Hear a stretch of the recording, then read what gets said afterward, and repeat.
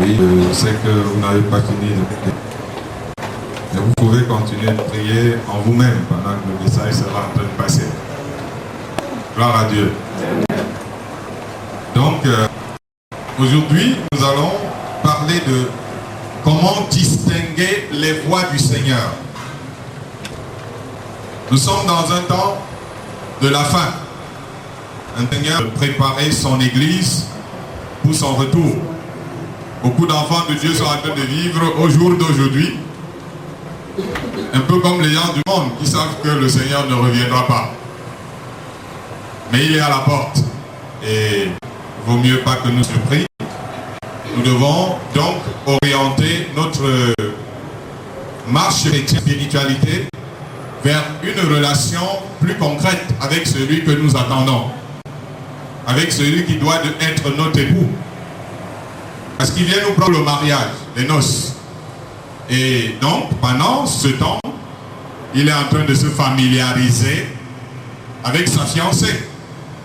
Et si ce n'est pas ainsi que votre spiritualité, vous êtes un peu pas à la mode de ce que le Seigneur est réellement en train de faire en ce moment entre lui et celle qu'il va prendre pour épouse, son église.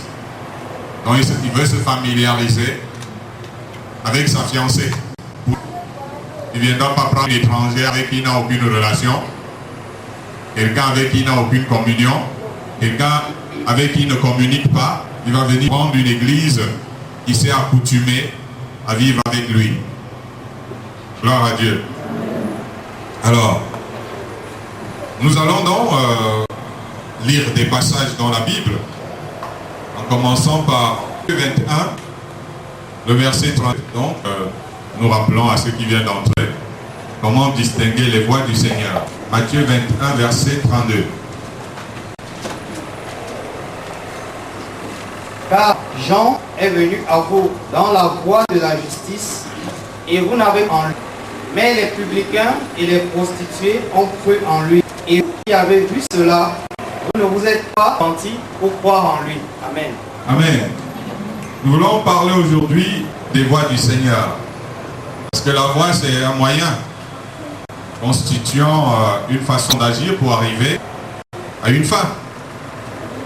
On dit souvent que c'est une route aussi, d'un lieu à un autre. C'est ça la voie, une route d'un lieu à un autre. La voie est synonyme de chemin, mais surtout de méthode. Lorsque Jésus vint dans le jour pour se faire baptiser par Jean, ce dernier, c'est-à-dire Jean, ne voulut pas, parce qu'il estimait que c'est lui plutôt qui devait être baptisé par Christ. Mais Jésus lui dit, laisse faire ce qui est juste.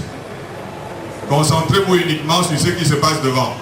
Lorsque quelqu'un entre, ne vous préoccupez pas de lui. Ne vous occupez de celui qui entre. Les seuls protocoles sont chargés. Amen. Sinon, ça crée une distraction. Alors, je disais que quand Jésus est venu pour se faire baptiser, Jean lui a dit, non, il n'est pas question que c'est moi qui te baptise. Tu es le Christ. C'est toi qui dois baptiser. Et Jésus lui a répondu, laisse faire ce qui est juste. Le baptême dans l'eau, c'est un acte qui nécessite l'engagement, selon la Bible, d'une bonne conscience devant Dieu pour notre salut. Puisqu'il est dit que celui qui croira et qui sera baptisé sera sauvé. Nous devenons une même plante, avec par le baptême. Ou si vous voulez, nous devenons encore. Ça veut dire que nous pouvons faire partie d'une assemblée de Dieu, mais nous ne pouvons pas prétendre faire partie du corps du Christ, pas par l'eau, dans l'immersion. C'est par le baptême d'eau, parce qu'il faut comprendre le sens de chaque chose qui se fait, que nous faisons dans la Bible. Le fait que vous ayez cru au Seigneur pour être né de nouveau, fait que vous êtes maintenant un enfant de Dieu, un enfant du Père. Mais vous savez, Jésus a une épouse, qui est son corps. À partir de ce moment-là, c'est dans les eaux du baptême que vous devenez une même plante, un même corps avec lui. Si vous n'êtes pas baptisé dans l'eau, vous pouvez vous-même vous dire que vous êtes du corps du Christ, mais je vous dis que vous ne l'êtes pas. Vous êtes un enfant de Dieu, mais vous n'êtes pas membre de son corps. Vous savez, il peut y avoir les amis de l'époux, les frères, il peut y avoir des tas de personnes de l'époux. L'épouse, c'est quelque chose de particulier.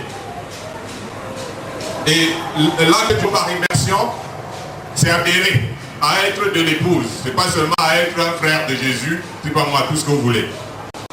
Donc, beaucoup de personnes méprisent l'engagement dans l'eau du baptême, mais ils sont aussi en train de perdre quelque chose par rapport à un lien qu'ils auraient dû donc établir entre le Christ et eux. Amen. Non, ce n'est pas le cas de celui qui n'est pas baptisé. En disant par immersion, c'est même de la tautologie, parce que baptême en lui-même veut dire immersion. L'aspersion est loin d'être synonyme d'immersion. Si on vous a versé de l'eau sur la tête, c'est bien loin d'être une immersion là. Beaucoup de religieux, comme les pharisiens, ont adopté leur méthode pour le salut. D'autant plus qu'ils estiment qu'ils ne mènent pas une mauvaise vie depuis leur enfance. Il y a des gens qui disent, moi, que je suis tout petit, je me suis toujours gardé de vivre une mauvaise vie. Et ils se gardent de pratiquer tout ce que la parole de Dieu leur dit, comme par exemple se baptiser dans l'eau par immersion. Et ils s'éloignent ainsi de la voie de la justice tracée par le Seigneur. Jean a été annoncé depuis sa naissance comme prophète de Dieu pour préparer les voies du Seigneur dans la vie de ses fidèles. Et c'est le ministère que Dieu a donné d'opérer. C'est-à-dire pour que la voie du Seigneur soit préparée dans le cœur de celui qui croit. Si quelqu'un n'a pas accepté d'être baptisé dans l'eau, c'est-à-dire par immersion, c'est refuse l'œuvre de préparation des Seigneurs dans sa vie. Comment connaîtrons-nous les voies du Seigneur si déjà nous ne nous engageons pas à le suivre dans les eaux du baptême, qui sont en réalité le béaba. Le béaba de la connaissance des voies de Dieu. C'est une des voies de Dieu seulement. Dans le livre des apôtres, on dit qu'Apollos enseignait les voies de Dieu avec assez... Sauf qu'il ne connaissait pas le baptême par immersion, ce qui était dans son ministère. Aussi, les apôtres s'approchèrent de cet enseignement, de cet enseignant qu'ils avaient vu assez éclairé pour lui donner des enseignements là-dessus, c'est-à-dire sur le baptême. Il l'a compris, c'est-à-dire Apollos, et c'est ainsi qu'il devint l'un des meilleurs enseignants du temps des premiers disciples. Il faut aussi ajouter que l'œuvre des disciples de Christ, dans la Bible, était appelée la voie de la secte du Nazaréen, donc de Jésus. C'est comme ça qu'on considérait l'œuvre des premiers disciples, la voie de la secte du Nazaréen. Si vous êtes confortablement installé dans une religion, comme les pharisiens, vous n'êtes pas dans la voie du Seigneur. Pire encore, si vous suivez la voie de Balaam, qui est celle de l'idolâtrie. La vraie voie du Seigneur sera toujours considérée par les religieux de toutes les époques, de tous les temps, comme étant la voie de la secte. Et je voudrais préciser, non pas d'une secte ésotérique, mais de Jésus, puisque de toute façon, on les appelle les gens de Jésus. Chez nous, on parle des gens qui tiennent Jésus fermement. Comme quoi la religion n'est pas du tout la voie du Seigneur. Tout chemin peut mener à Rome. Mais un seul chemin mène au Père. Si vous regardez bien, vous allez remarquer que cette déclarée secte de Jésus est caractérisée par la voie de la vérité. Ce qui est déclaré secte de Jésus, c'est plutôt caractérisé par la voie de la vérité pour les gens de bonne foi. Le vrai sage dans ce monde, et se vérifier au dernier jour, sera celui qui aura abandonné ses propres voies pour suivre la voie de Jésus. Nous avons introduit quelque chose de plus simple. Nous allons lire Ésaïe 55, versets 7 à 9. Je sais que vous êtes un peu fatigués, pour certains on fait le culte, ainsi de suite. Que l'onction divine nous donne la force. Adieu. Ésaïe 55, 7 à 9. Que le méchant abandonne sa voie et l'homme d'iniquité ses pensées, qu'il retourne à l'Éternel qui aura pitié de lui, à notre Dieu qui ne se lasse pas de parler. Car ce ne sont pas vos pensées, vos voix ne sont pas mes voix, dit. Autant les cieux sont élevés au-dessus de la terre, autant mes voix sont élevées au-dessus de vos voix et mes pensées au-dessus de vos pensées. Amen. Mais est-ce que le fait de faire partie du peuple de Dieu ou du corps de Christ signifie qu'on connaît les voies du Seigneur? C'est une question que je vous pose. Est-ce que la voix des enfants de Dieu est la voix de Dieu? Vous avez répondu. Certainement pas. C'est ce que Dieu révèle ici, non pas au monde, mais à distinguer, c'est discerner les aspects qui différencient donc une chose d'une autre, en les considérant séparément. Il faut aussi dire spécifier, particulariser. Des méthodes en tant que croyant ou serviteur de Dieu ne sont pas les méthodes du Seigneur. Je te l'apprends aujourd'hui. Ta manière d'agir pour faire croître ton ministère, même si c'est basé sur une bonne organisation et un bon contrôle, n'est pas forcément ce que Dieu t'aurait inspiré si tu le consultais un peu. Yonggi Cho était au four et au fond. Son ministère de lever du boulot. Il y avait du travail qui n'écoutait plus Dieu. À un moment donné. Parce que le maire c'est grand. Donc maintenant, allez, il y a des nouvelles ans, il y a plein les grands. Ouais, à un moment donné, on est tellement occupé 24 sur 24. Il n'avait plus le temps d'écouter le Seigneur. Parce que vous le savez, il a l'une des plus grandes assemblées dans le monde. Dans ce travail de feu moulin, tellement il ne se donnait même plus le temps. Il se levait avant le soleil, il se couchait après minuit. C'était une vie comme ça. Et des fois, comme lui-même a raconté un jour, il arrive en plein culte, en pyjama. C'est-à-dire tellement... Alléluia.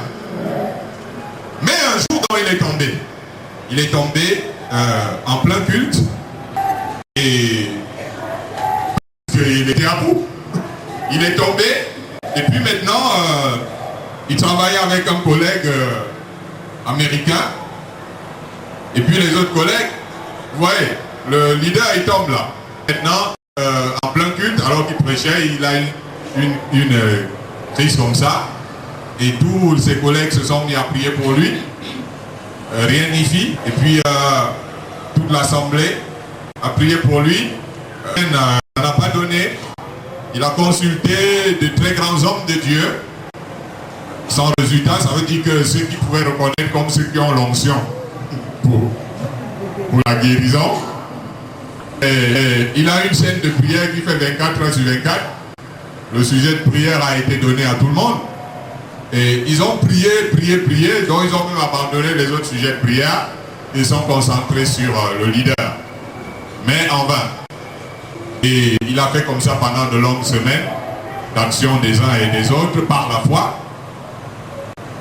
Et un jour, il a pris une retraite et a demandé au Seigneur ce qui n'allait pas. Vous voyez, en ce temps, on priait, on faisait Alléluia, Dieu fait quelque chose, ceci et ainsi de suite. Et puis il a décidé que, mais qu'est-ce qui se passe maintenant? Il faut même que j'aille consulter pour ça, ce qui se passe. Et quand il s'est approché de Dieu, il lui dit, ah, enfin, on vient me voir. Depuis là, depuis des semaines, vous avez prié, les frères ont intercédé, l'église a marché, tu as appelé tes hommes de Dieu, vous avez prié, mais personne ne m'a consulté. Il dit voilà enfin. Et le Seigneur lui a dit, il n'y a pas de problème, sache que je te guérirai dans 10 ans. Dieu voulait qu'il reste à l'écart un peu. Mais comme le Seigneur le lui disait, Yonggi, mais c'est pas comme ça, c'est pas... Non. Mais il n'écoutait pas. Alors Dieu a frappé fort. Dieu a pris la manière forte pour l'amener, ce que a fonctionné comme lui.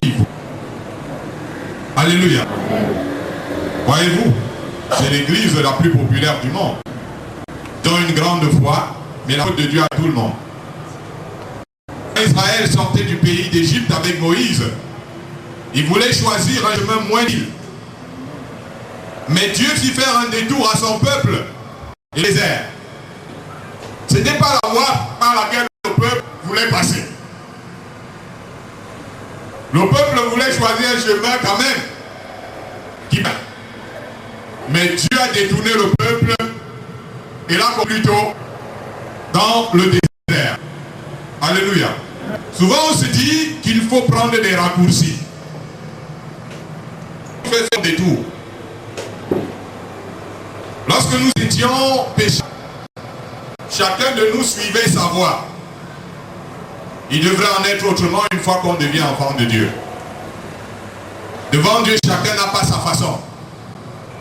C'est la façon de Dieu qui compte. Ce n'est pas normal en tant que conducteur, chacun suive sa propre voie et fasse l'œuvre de Dieu selon ses intérêts personnels. Si c'est réellement l'œuvre de Dieu, la méthode lui appartient à lui, par son œuvre. Si vous dites le Seigneur, alors la méthode appartient au Seigneur. Ce qu'il faut faire n'est même pas au pouvoir d'un conseil paroissien. Parce que les gens doivent prendre la place du Saint-Esprit. Parce qu'il y a une très grande confusion entre le conseil paroissien, le consistoire, le conseil des sailles souvent, c'est pas administration, et peut-être plus comme ça. On a souvent l'impression qu'il doit prendre la place du Saint-Esprit. Ah non! La place du Saint-Esprit n'a été donnée à aucun groupement dans l'Église.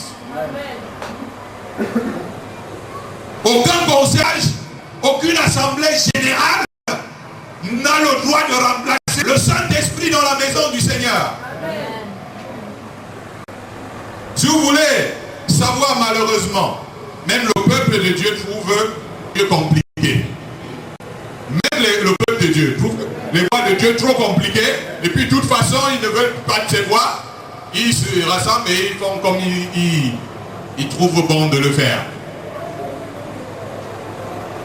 Lisons Proverbe 14, verset 12. Tel par un homme, mais son issue, c'est la voie de la mort. Amen. Amen. En 99, alors que je dirais programme de projection de films chrétiens pour l'évangélisation massive, ce programme s'appelait Vidéo Tour. Nous étions en 99, nous avions un équipement de projection, et j'avais la charge de toutes ces choses-là, avec un groupe de la place, c'est-à-dire de la ville, avait organisé une grande campagne à l'est du Cameroun, où les hommes de Dieu venant des États-Unis et autres nations devaient intervenir. Donc pendant des mois, environ 6 mois, on a fait des spots. La promo de l'événement battait son plein. Ils sont venus me voir afin que je me déplace avec mon équipe par rapport à Vidéo Tour, parce qu'on se disait, quand on va aller, on engage une projection, ça dit ça aussi, en dehors de la promo qui a été faite, ça aussi ça pourra attirer beaucoup de... On va faire des projections de films chrétiens, donc place publique, même les gens qui ne savaient pas peuvent aussi venir. Donc voilà, autant de méthodes.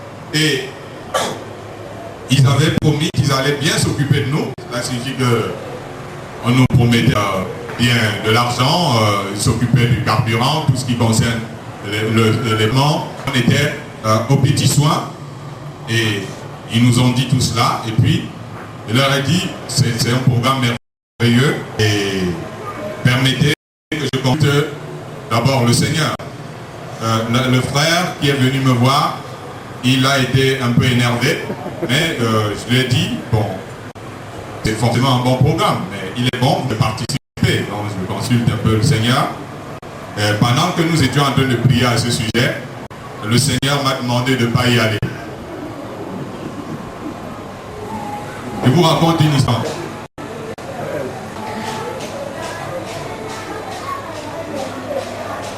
Et là, cette réponse, le Seigneur m'a dit de ne pas y aller. On m'a dit, il est impossible que Dieu dise à quelqu'un de parler à quelque chose qui le concerne. Le salut des âmes, la prédication, la parole de Dieu, la guérison des malades, la gloire de Dieu. Nous avons été dépêchés, des chorales. Les Américains sont venus, les Nigérians et tout. Dieu ne peut pas dire à quelqu'un qu'il ne faut pas aller. Tu es possédé par l'esprit. Parce que Dieu ne peut pas demander une chose pareille. Il ne peut pas demander de ne pas aller à une chose si importante, si grandiose, avec rassemblant les gens venant quand même du monde entier, héberger l'argent, toutes les dépenses qu'on a fait. J'étais vraiment désolé de faire du mal ainsi aux frères. Ça me désolait intérieurement.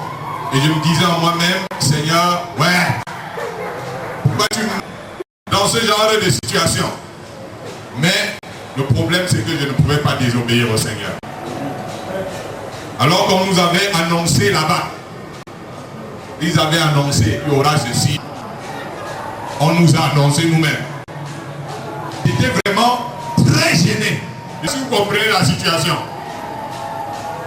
Et imaginez le rapport qu'on fait sur vous. Auprès de tous les hommes de Dieu qui sont... Quelque temps après, c'est-à-dire ils sont partis, ils restaient. Je me disais, waouh, Seigneur, c'est compliqué comme ce que tu fais souvent. Et quelque temps après cet événement, moi je suis descendu dans l'église de certains frères. Ils avaient une église de maison. Donc je suis descendu là-bas pour leur rendre visite. Et j'ai trouvé ces frères, ils étaient en train de faire des commentaires sur... Vous comprenez un peu? Donc comme ça, moi j'arrive quelque part, je trouve les gens en train de parler de la campagne qui a eu lieu, immense campagne internationale. Ils disaient que cela avait été un fiasco. Parce que le cortège avait 6 ans. Et il y avait des frères hospitalisés. Donc ils risquaient de perdre leurs membres, ceux qui avaient eu la collision. Et vous voyez, le truc avait été gâté par cette histoire, cet accident du cortège. Et pendant que les frères étaient en train de parler, cela m'a glacé le sang. Ça m'a glacé le sang, qui était tellement désolé d'avoir déçu les hommes de Dieu, l'église du Seigneur. Comment Dieu avait-il permis qu'il y ait accident dans une chose comme une campagne pour le salut des âmes, avec des gens venus de si loin? Mais je remarquais que eux, ils avaient bien organisé les choses et pour Dieu. Cette voie leur paraissait droite, c'était la voie de Dieu. Le sage dit que toutes les voies de l'homme sont pures à ses yeux. Mais que celui qui pèse les esprits, c'est le Seigneur. Il est étonnant de remarquer que quelque chose peut être fait au nom de Dieu, mais sans que le Seigneur soit dans cette chose. C'est tout à fait étonnant. Alors que c'est en son nom. C'est au nom de Dieu. Dieu ne viendra pas nous empêcher de marcher dans les voies de notre cœur. Mais il devra nous juger un jour pour cela. Jérémie a dit à Dieu que ce n'est pas à l'homme qu'on marche diriger ses propres pas.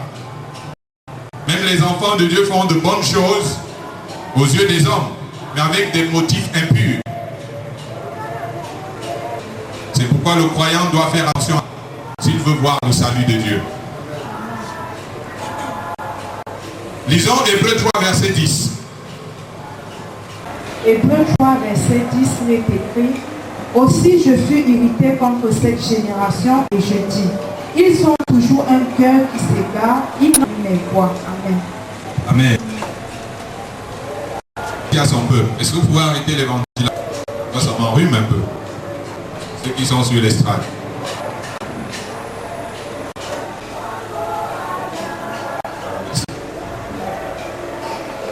Dieu parle ici à son peuple. Dieu est irrité contre un peuple, ses méthodes. Il dit aussi, je fus irrité contre cette génération. Et je dis, ils ont toujours un cœur qui s'égare. Ils n'ont pas connu moi. Beaucoup de la rétrograde se limite à ne plus aller à l'église. Mais si quelqu'un ne suit pas que Dieu veut lui donner, il est égaré. Il ne l'est pas aux yeux de l'église puisqu'il est là. Mais il est aux yeux du Seigneur qui voudrait lui montrer à suivre et qu'il ne suit pas. Et c'est grave de ne même pas connaître les méthodes de Dieu quand on prétend être son peuple. Un jour dans une vision, le Seigneur me guidait sur... Puis je suis arrivé à un carrefour. C'était dans la vision, c'était un chemin. Et je suis arrivé à un carrefour. Et à ce carrefour, il y avait deux voies. Celle à ma gauche était un endroit où il y avait beaucoup de religieux. C'était facile à reconnaître parce qu'ils portaient tous des vêtements sacerdotaux et ils étaient tous très occupés. Ils étaient très actifs. J'ai pris rapidement ce chemin parce que l'autre chemin était enclavé avec la boue et autres, difficile d'accès. Je n'ai même pas eu le temps de réfléchir. Mais j'ai eu la sensation quand je suis entré au milieu de ces gens que je n'avais pas choisi le bon chemin. Vous voyez, quelque chose m'a fait sentir en moi-même que, mais attends, je n'ai pas choisi le bon chemin. Et en y songeant, c'est comme si ces religieux avaient lu dans mes pensées, oui, dans mon esprit. Et puis ils se sont tous rués sur moi. Parce qu'ils ont senti que je sens que non, c'est pas le bon chemin. Il faut que j'aille dans l'autre chemin à bout. Et ils ont senti que c'est ce que je suis en train de penser. Ils ont foncé sur moi pour m'empêcher d'y aller. Alléluia.